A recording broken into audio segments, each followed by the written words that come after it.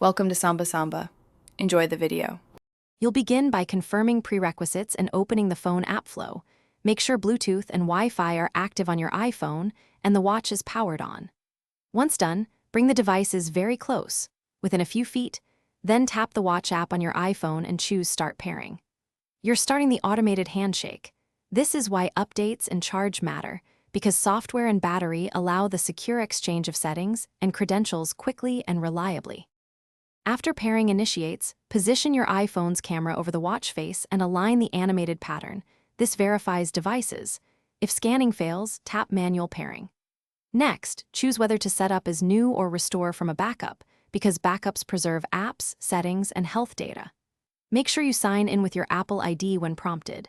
Then create a watch passcode, enable Apple Pay if desired, and allow health and activity sync so your data transfers correctly. Finish by allowing the iPhone and watch to complete app and settings sync. Keep them close and connected to power if syncing many apps.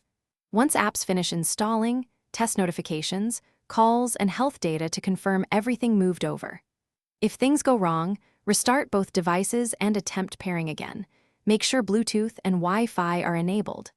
As a final troubleshooting step, unpair the watch via the watch app to erase and reset, then pair again to recover a clean sync. Thanks for watching. Consider subscribing if we helped you.